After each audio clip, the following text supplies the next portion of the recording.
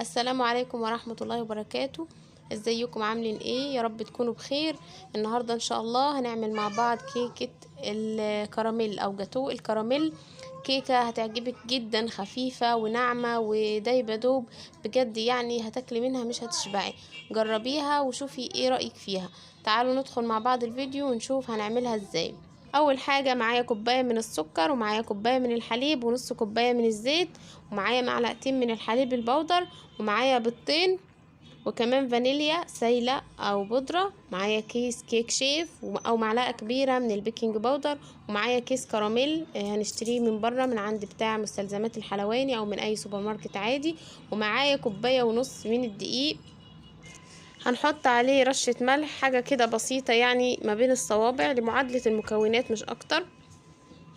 وهنحط عليه الكيس بتاع الكيك شيف، او نحط معلقة كبيرة من اي نوع بيكنج باودر عندك، بس يستحسن يكون كيك شيف لانه بيكون كويس، بيخلي الكيكة تنجح معاكي وتطلع مظبوطة. وبعد كده هنقلب المكونات دي في بعضها كويس جدا بحيث يختلط الدقيق مع البيكنج باودر، وهنركنهم على جنب لحد ما هنبقى نرجع لهم بعدين. هنجيب بولة وهنحط فيها كوباية السكر، وهننزل كمان بكوباية الحليب، وهنحط عليهم نص كوباية الزيت، وهنحط عليهم كمان معلقتين الحليب البودرة لان الحليب البودرة بيخلي الكيكة طرية وجميلة قوي. وكمان هننزل عليهم بكيس الكراميل، زي ما قلت لكم بيتجاب من عند مستلزمات الحلواني. وهنحط كمان نقطتين من الفانيليا السايلة، ريحتها تحفة في الكيكة بتخليها جميلة قوي.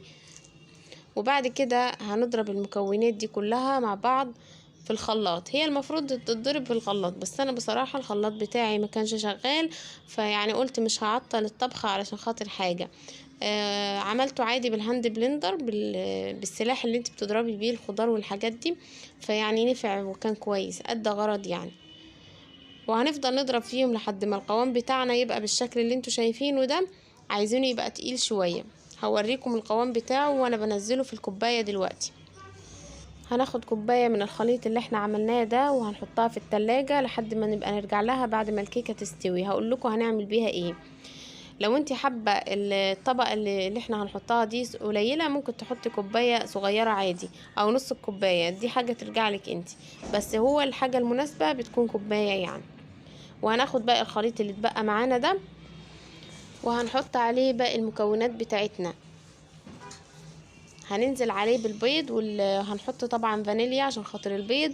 لو فانيليا بودرة مش هتقول لي لا، يعني عادي، بس الفانيليا السايلة جميلة جدا في الكيكة بصراحة. ريحتها بتبقى قوية وهي اصلا مركزة، فبتدي نتيجة حلوة قوي، وكمان بتبقى ريحتها فواحة يعني في الكيكة بتخليها جميلة. هنحط كمان معلقة من الخل جميل برضو بيشيل زفارة البيض، وكمان بيخلي الكيكة بيضة كده من جوه وهشة. فيفضل يعني ان انت ما تستغنيش عن معلقة الخل في الكيكة ايا كان نوع الكيكة، بجد يعني بتخليها جميلة قوي. بعد كده هنضرب كل الحاجات اللي احنا عملناها دي مع بعض. طبعا الخليط بتاعي الاولاني حطيت عليه البيض، وحطيت عليه الفانيليا، وحطيت عليه الخل، وهنضربهم كويس لحد ما نحس ان هي بدأت كده تعمل رغاوي معانا. كل ما ندخل فيها هواء كل ما تطلع هشة وتطلع حلوة معاكي. المفروض ان احنا شغالين بالخلاط، بس يعني انا قلت لكم الخلاط بتاعي مش شغال، فانا اشتغلت بالهاند بلندر عادي بالسلاح بتاعه بالمضرب كمان. بعد كده هجيب الدقيق بتاعي وهنزل بيه على الخليط السائل اللي احنا عملناه، وهقلب بقى كويس جدا بحيث ان ما يفضلش معايا اي تكتلات في الكيكة ولا اي حاجة يعني تخليها ما تنجحش، لان الكيكة حساسة جدا واي غلطة فيها ما بتنجحش معاكي خالص.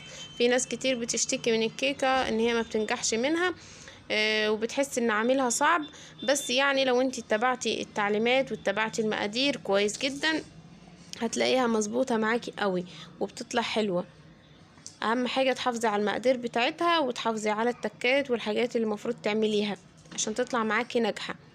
انا هنا حسيت ان هي تخينة قوي، يعني على حسب الدقيق، في دقيق اصلا بياخد معاكي سوائل بيشرب، وفي دقيق ما بيشربش، فشكل الدقيق بتاعي يعني بيشرب سوائل، فانا حسيت ان هي تخينة فنزلت عليها بشوية حليب كمان لحد ما ظبطت معايا.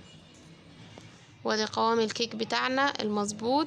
هنجيب بعد كده صينية مش هتكون كبيرة قوي ولا كمان متوسطة، بالعكس هنجيب صينية صغيرة عشان الارتفاع بتاعها يطلع كويس. هي عموما مش بتكون مرتفعة قوي، هي بتكون نص كده، نص ارتفاع يعني. فمش هنجيب صينية كبيرة، لان احنا خدنا من كمية الكيكة اللي احنا عملناها، الكوباية اللي احنا اخدناها، فكده كمية الكيك بتاعتنا قليلة مش كتيرة، فمش هتاخد صينية كبيرة.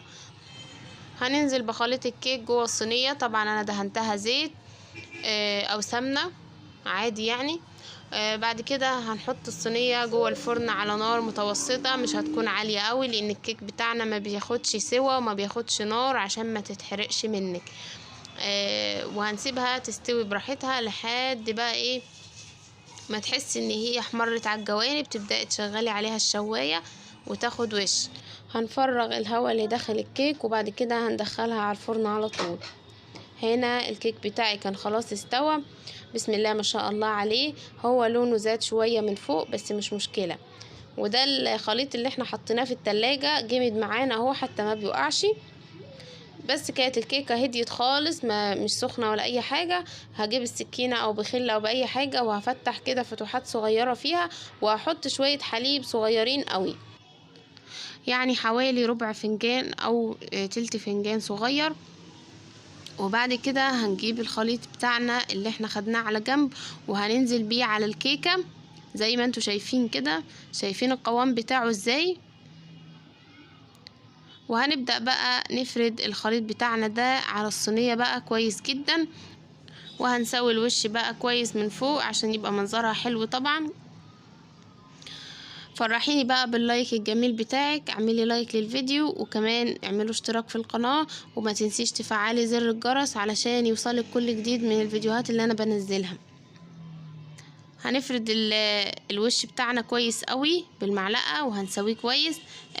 طبعا هي مش هتتاكل على طول، هتتحط شوية في التلاجة علشان تجمد معانا وعلشان تمتص من الخليط ده.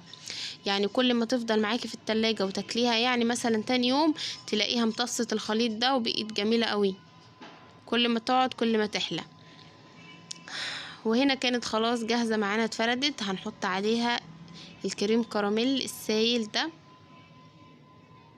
هنديها وش بيه. طبعا هنزينها علشان يبقى منظرها جميل زي ما انتوا شايفين كده. هنفتح الكيس فتح صغير جدا وهنبدأ نعمل خطوط كده بالطول او بالعرض زي ما تحبي. هنا كان الفتح صغير شوية فيعني انا بكبره، وهبدأ بقى اعمل خطوط عليها رايح جاي رايح جاي. يعني سهلة جدا. في ناس ممكن تشوفها تفتكر ان هي صعبة، بس لو انتي شفت الخطوة كويس وتعلمتيها هتحسي ان هي فعلا سهلة.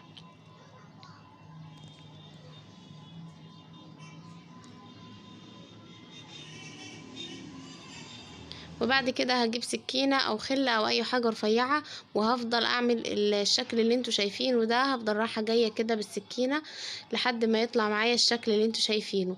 شايفين سهلة ازاي؟ جربيها وقوليلي عرفتي تعمليها ولا لا. وبعد كده احطها في التلاجة علشان تجمد براحتها. هنا بقى كانت جمدت وطلعتها علشان اقطعها واكل منها. يعني بصراحة كانت جميلة وولادي حبوها قوي، هم اصلا متعودين عليها وبيحبوها. يعني انا مش اول مرة اعملها، بجد جميلة قوي. لو جربتوها هتعجبكم وسهلة ومش بتكلفك بيض. يعني هما بيضتين بس في ظل الغلاء اللي احنا فيه ده. يعني خلينا اقتصاديين علشان في ناس كتير ما بتقدرش تعمل كيكة بسبب البيض، لان البيض غالي جدا. فالله يكون في عون الناس بصراحة. المهم ادي الكيكة بتاعتي، يعني الصورة ظلمها جدا بصراحة، كانت جميلة قوي على الطبيعة. لو عجبتكم الطريقة ما تنسوش تعملوا لايك وتعملوا اشتراك في القناة عشان يوصل لكم كل جديد.